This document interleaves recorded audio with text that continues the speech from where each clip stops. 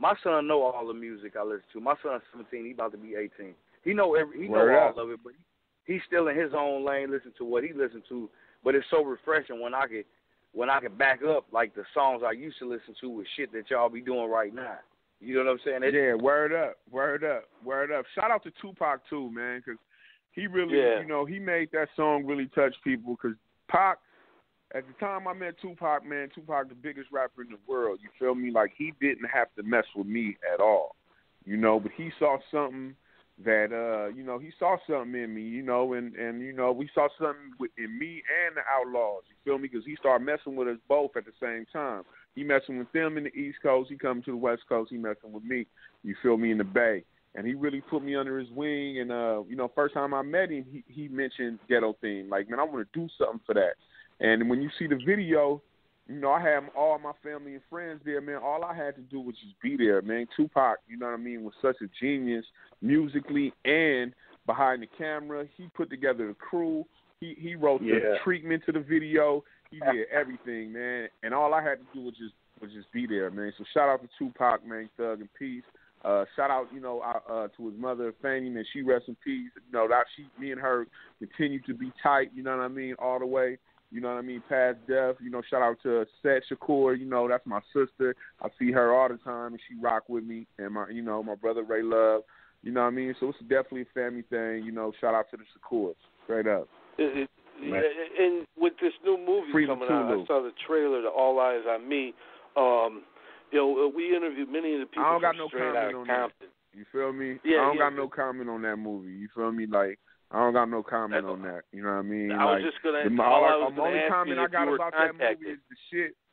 The only thing I want to say about that movie is that motherfucker better did a good job, because he fucking with Tupac, and there's a lot of motherfuckers all over the world that fuck with Tupac. You feel me? So you can't come out with no motherfucking, make straight to video ass bullshit. You feel me? This shit need to be what this man's legacy and what he lived and died for. He deserved a fucking epic fucking movie. You know what I mean? Epic. That's all I gotta say. You feel me? Real talk. Yeah, man, I was just going to ask if anyone reached out to you, because you were one of the earlier guys that he worked with. You know what I mean? It ain't too many people that can say they had a video directed by Tupac. You know what I'm saying? Like, on their first fucking album. Yes, sir. I know. What's his name? I know Hutton. You know what I mean? Dude, like, man, my LA peoples that hooked me up with, he hooked me up with a producer. So, like, I know of dude. You feel me? I know of him, you know what I mean? But, I don't know, man. That shit was just looking kind of weird, man, how they was starting and stopping and starting and stopping. And, you know what I mean? And then it just came out. I don't know. I feel very strongly about Tupac. You must understand that, you know what I mean? Because, dude, I was close to dude, you know what I mean? All the way since when I first met him to his death. So the way he's depicted is very, very, very fucking important to me, you know what I mean? And I'm going to be very critical because I was so close to him. I know that Tupac walked a certain way. Tupac smoked his cigarette and smoked weed a certain way. Tupac, everything from the bottom of his feet to the top of his head, man, was distinctive and was of Pac. It wasn't like nobody else. So the dude who's playing Pac got a hard-ass job, because he got to be like somebody who was an individual that God made and broke the mold. You feel me? That shit is a very hard job. And then it's just like, how is you going to put all of that into a fucking hour?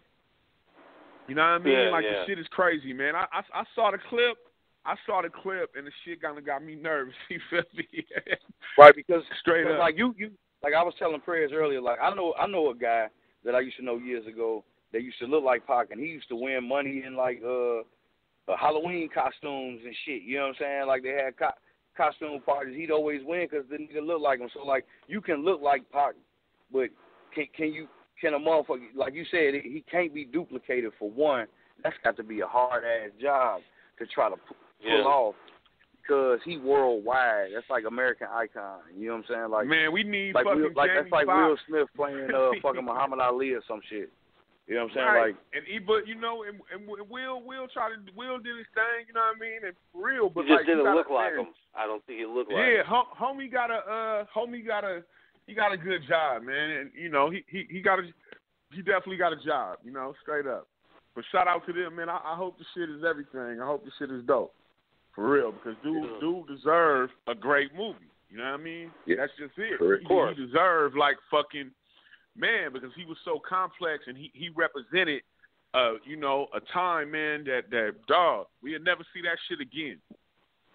Right. You feel me? It's like we'll never see that shit again. If they make a Bob Marley movie or something, it's got to be the right shit, because you know what I'm saying? You know, motherfuckers still to this day resonate and roll with shit that they listen to Tupac. I listen to Pac every day like he's still alive. You know what I'm saying? Man, it's relevant. Like a song, it ain't like when my kids listen to Pac, it ain't like I was telling them, even though Pac was dead before my children came along, it wasn't like they was thinking Tupac was still alive. You know what I'm saying? Because I listened to this shit so much, and then they growing up realized like, yeah, then Tupac died. They didn't start asking me about that shit till the Notorious movie came out.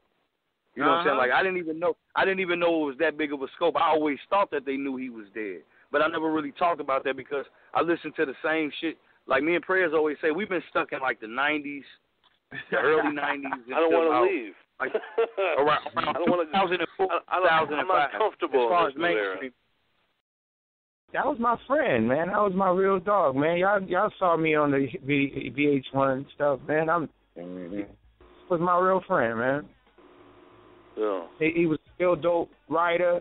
He was a confused person because he let people change who he was.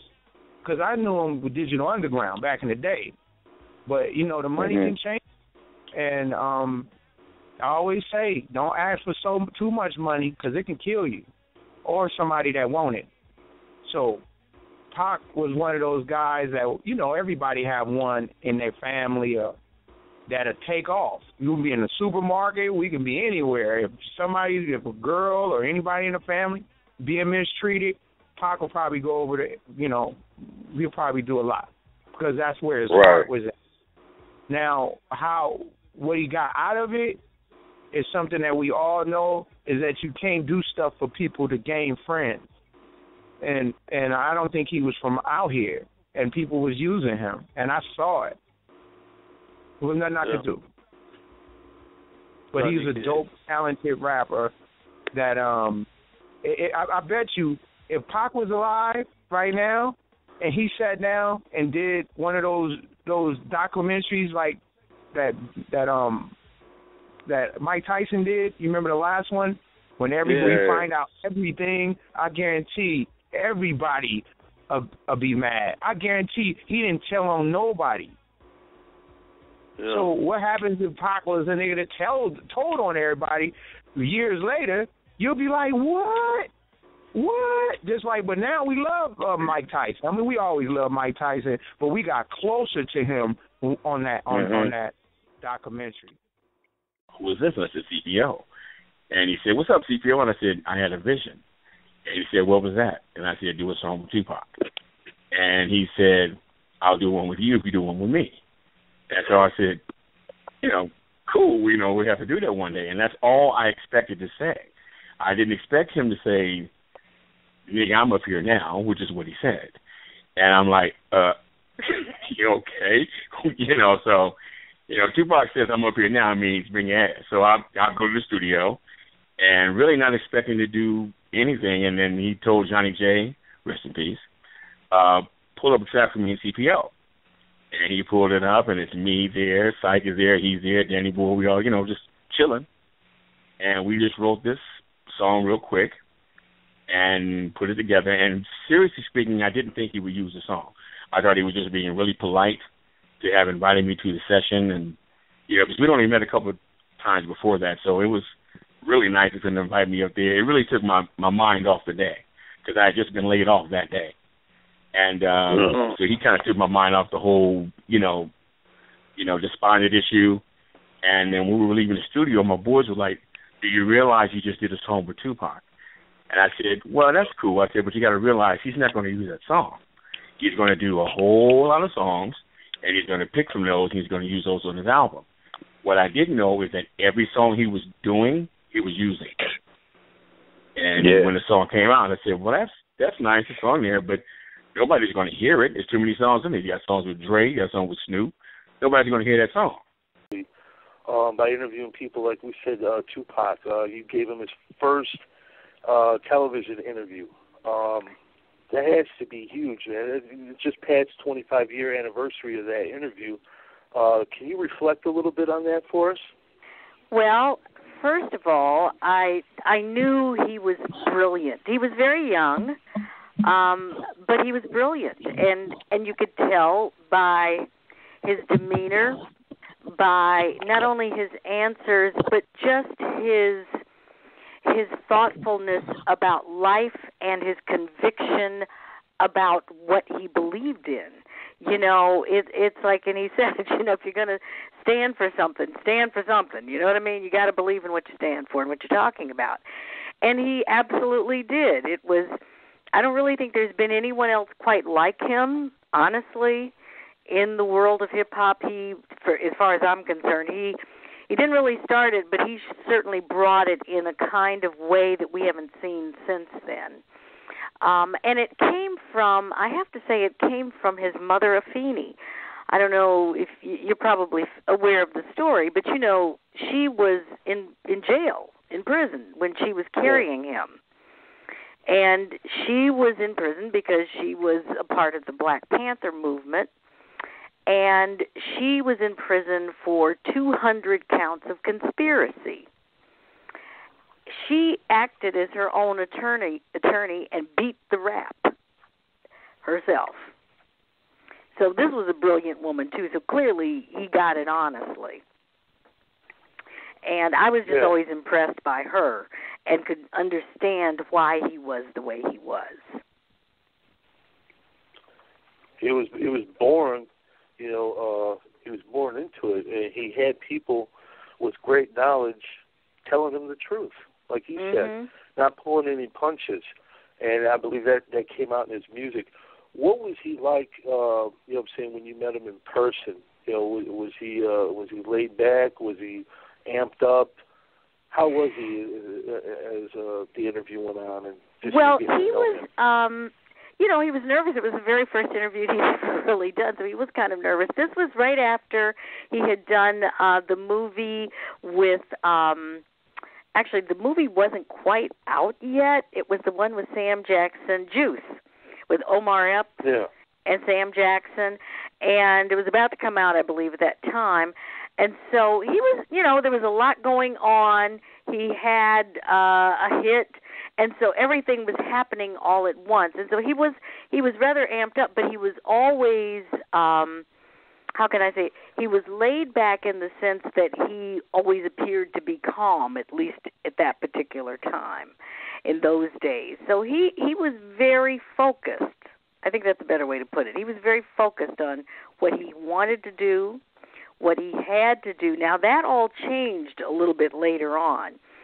And I saw him often, and at one point, about 2 years later, I'd gotten to the point where I was so upset with him that I wanted to just wring his little neck one night. You know, I saw him at a party, and I'm like, okay, sit down here. I'm going to talk to you like your mother would talk to you. You know, it was like one of those.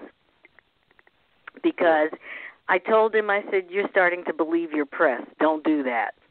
You're better than this. But he really had started believing that, well, you know, it was a lot going on back in those days. And it was so serious. And I think people didn't realize how serious that East-West gangster thing was. And people were, you know, posturing and trying to be this and trying to be all that and trying to be gangster this and trying to be gangster that. And I'm like, you know what? Dead is dead. Somebody shoots you and you're dead, as we now know. You're not coming back from that. And right after he had that run-in with one of the Hughes brothers and ended up, you know, going to jail for that, I'm like, really, Tupac? Really? And that's when I got really upset with him. We were at a party, in fact, that Clive Davis had given for Whitney Houston. and he was there, and he had spent some time in jail for beating up Alan Hughes, the director. Okay. I'm like, why are you beating up Alan Hughes? That's not necessary. Yeah. So I was really upset about that, and I just felt like, and I knew he was listening to me, but it was kind of like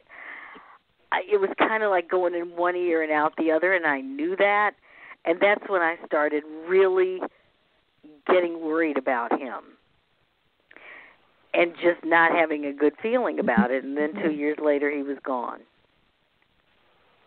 Yeah, so tragic. But you saw the digression, so to speak, or him, leading into that path. Do you think he knew his time was running out? I mean, it's in his music. He did so much stuff towards the end. Do you think he had an idea that his time was coming to an end? Oh, I absolutely do. I mean, he sang about it. He talked about it. He rapped about it. It's in his music. And I think at that particular time, with what was going on anyway in the rap world, I think a lot of people felt that way. I mean, these days, honestly, I look at Snoop and I sometimes have to look at Snoop and I laugh because I've even said to him, like, I know you're happy you're still here, because there was a time when I'm so sure he thought he would not have been here today. You know what I mean? Because he was all part of that too. I mean, there were a lot of people that were a part of that. And those, the ones that have survived are lucky, but look at all the people who didn't survive. And, we know of Tupac and we know of Biggie, but then there were a lot of other people that people don't tend to know about or think about that just didn't quite make it through that era. Yeah, I'm gonna tell you, homie, like, that Letter to the President, all them type of songs, homie, he was a political cat, you know what I'm saying? But he had mixed it up with that thugism that was made it so dope to me. Because, he came from a thug's perspective to where, when you, waking up yelling "fuck the world" type shit, that's the mentality of a young hood cat. So, to me, Pac was like the whole outlaw shit. Just think about it. When he named himself Machiavelli, he named me Mussolini. He gave everybody their name. So, when he gave me my name, I didn't even know who the hell Mussolini was, homie, on the real. I had to research this cat. I had to go pick up some books. You about that shit, too. Yeah, so it made me start reading, homie. I give a lot of credit to Pac, homie. He definitely inspired me to be a whole lot more than what I was, because before I was just a hood nigga. Now I consider myself way more than a hood nigga, because I'm researching, I'm reading, I'm not believing nothing nobody telling me. Right, you learn it for yourself. Yeah, exactly, hell yeah. Exactly. So I always tell cats, man, start picking up them books, man. Maybe hundreds of thousands of people that still believe Pac is alive. What do you have to say to those people? Well, this is what I got to say. I ain't seen him dead, and he ain't had no funeral, so to me, he always going to be alive.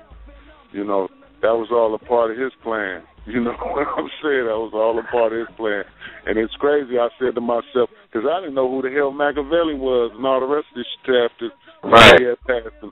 It's like, damn, homie, it's like, man, this cat was a cold cat, homie. He was a cold cat. Let so me if ask anybody you can do it, if anybody can do it, it probably was him. Well, let me ask you this, though, being one of his homies. Chico, they don't know about the fact that Tupac last 2 days, and me and you were supposed to go to Vegas with him. He was with us. That's some crazy shit. That was some crazy shit, dude. Yeah. Wow. I was thinking it was on the set of his movie. On the set of the movie with him and James Belushi. And he was like, man, cocaine, go get cocaine. I said, hell yeah, I'm going to get cocaine, nigga. That's for homie, nigga. Yeah. I went and got cocaine. We went back over to Pac trailer while I was shooting the movie. I was talking shit to him because he was dressed like the police. Yeah. You remember that shit? Remember, I was like, man, take that shit off. As soon as he got he walked out the trailer, I said, man, take that shit off. He was like the police, nigga.